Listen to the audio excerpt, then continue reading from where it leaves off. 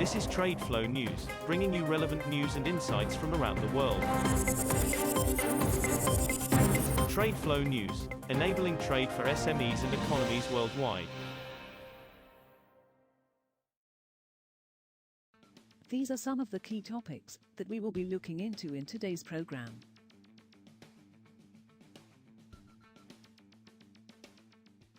First, let's take a look at the overnight headlines which are impacting the commodity markets. Oil prices closed lower on Friday, marking a 4% weekly decline as a supply glut and a potential Russia-Ukraine peace deal outweighed worries about any impact from the U.S. seizure of an oil tanker near Venezuela. Brent crude futures settled 16 cents down at $61.12 a barrel, while U.S. West Texas Intermediate crude was down 16 cents at $57.44. Both benchmarks fell by about 1.5% on Thursday and have lost more than 4% this week.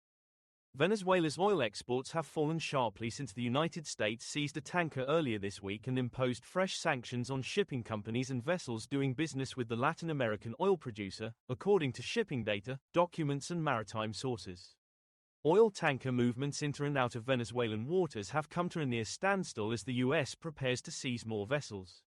Washington is ratcheting up political and economic pressure on President Nicolas Maduro, who relies on oil export revenue to finance his government. The seizure of the vessel on Wednesday was the first interdiction of an oil cargo or tanker from Venezuela, which has been under U.S. sanctions since 2019. Moving on to the top news in the energy sector. Iran will raise the price of its heavily subsidized gasoline for heavy users on Saturday, state media reported, as the OPEC member seeks to control rising fuel demand without triggering public anger.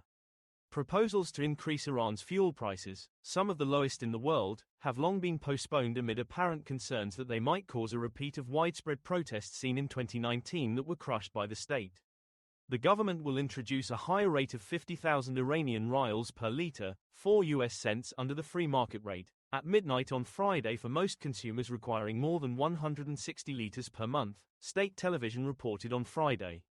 Russian state oil and gas revenue in December is likely to almost halve from a year earlier to 410 billion rubles, $5.17 billion, as a result of lower crude prices and a stronger ruble, Reuters calculations showed on Friday. Oil and gas revenue is the leading source of cash for the Kremlin, making up a quarter of federal budget proceeds that have been drained by heavy defense and security spending since Russia began its military campaign in Ukraine in February 2022. For the entire year, the revenue is set to fall by almost a quarter to 8.44 trillion rubles, below the finance ministry's 8.65 trillion ruble forecast, according to calculations based on data from industry sources and official statistics on production, refining and supplies. Next, we have the top news in metal markets. The world's largest steel producer, China, plans to roll out a license system from 2026 to regulate exports of the metal, as robust shipments have fueled a growing protectionist backlash worldwide. Exporters of some 300 steel items will have to apply for licenses on the basis of export contracts and product quality inspection certificates from manufacturers, the Commerce Ministry said on Friday. Some steel products will be added into the list of cargoes under export license management effective from January 1, 2026, it added in a statement. Silver prices fell nearly 3% on Friday after hitting an all-time high earlier in the session, as profit-taking set in, while gold rose to a 7-week peak. Spot silver fell about 3% to $61.70 per ounce by 1:46 p.m. Eastern Time, 18:46 GMT, after hitting a record high of $64.64 earlier. Spot gold rose 0.3% to $4,293.43 per ounce, after scaling its highest level since October 21 earlier. U.S. gold futures settled 0.4% higher at $4,328.30. We will now look at the top news in the agricultural sector. Euronext will introduce a 2-hour evening trading session for its milling wheat, rapeseed, and maize futures contracts starting on February 2, the exchange said on Friday.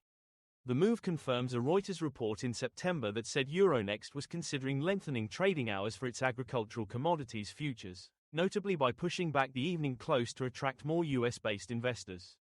Its commodities business is led by wheat futures, which have become a global price benchmark alongside CME Group's Chicago grain derivatives.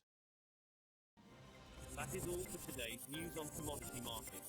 Stay tuned to TradeFlow News as we continue to provide you with more updates.